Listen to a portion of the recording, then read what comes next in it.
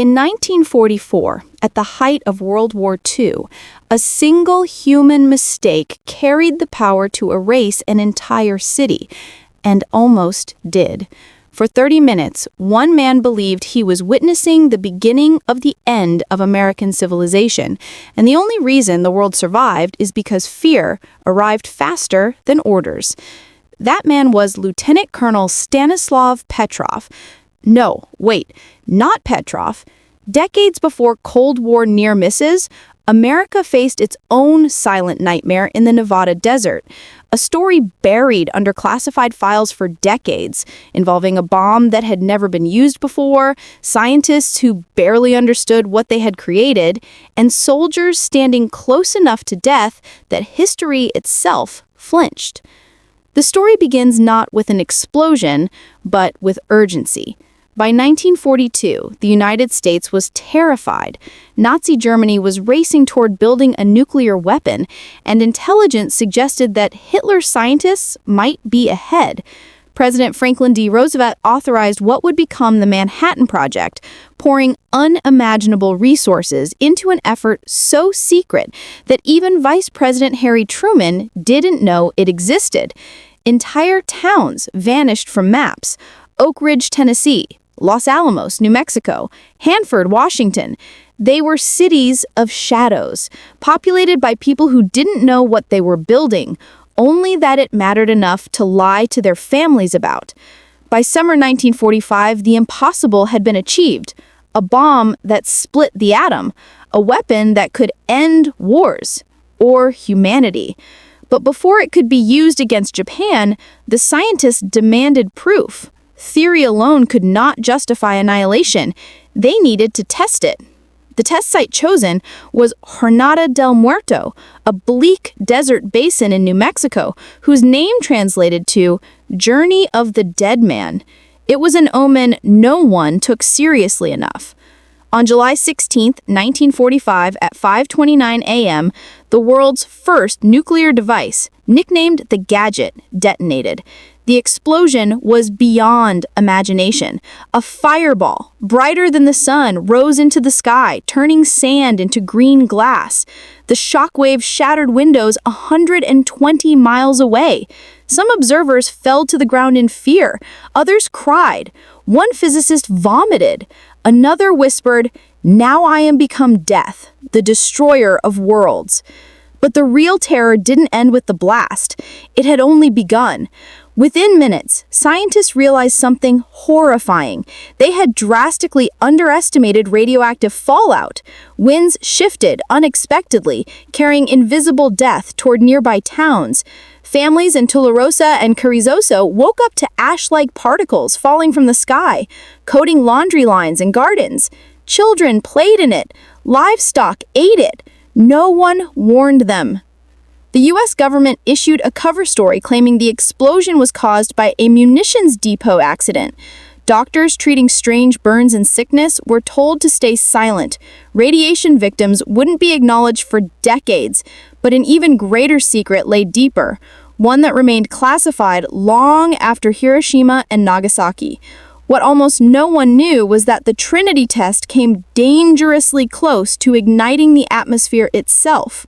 Before the test, several Manhattan Project scientists quietly feared a theoretical possibility that the nuclear explosion could trigger a chain reaction in Earth's nitrogen, burning the atmosphere and destroying all life.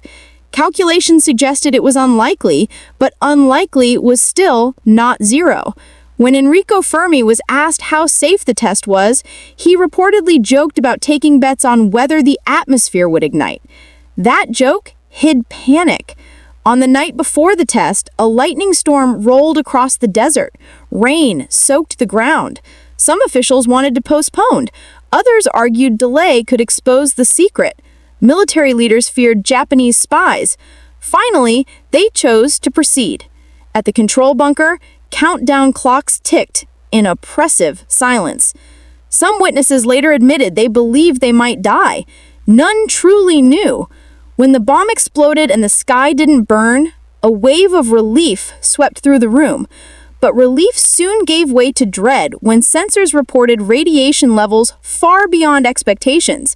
Several scientists realized they had accidentally detonated the equivalent of more than 20,000 tons of TNT, with no evacuation plan, no medical response strategy, and no understanding of long-term consequences.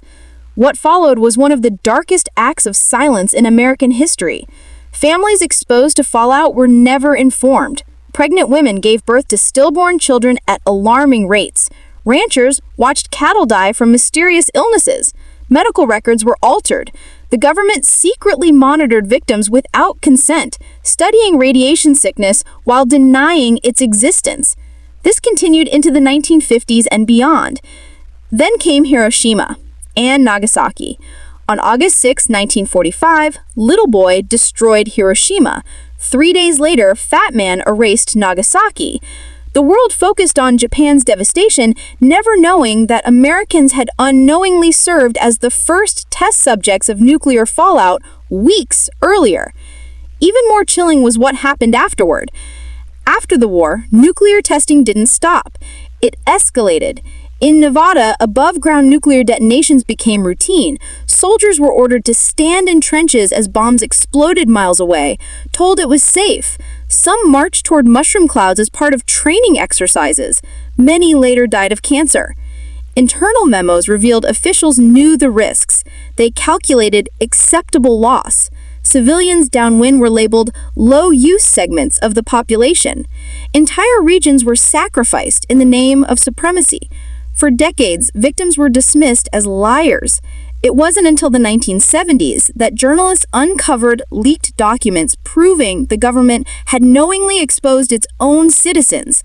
Congressional hearings followed, apologies came late, compensation arrived later, and for many, never. Perhaps the most shocking truth is how close humanity came to total extinction without realizing it. A single test, a slight miscalculation, a thunderstorm, a shifting wind. Any one of them could have turned history into ash. The men who built the bomb lived with this knowledge for the rest of their lives. Some defended their work. Others were consumed by regret. J. Robert Oppenheimer lost his security clearance and spent his final years warning against nuclear proliferation. He knew what the world had survived by inches. Today, when people speak casually about nuclear weapons, few realize how fragile survival was and still is.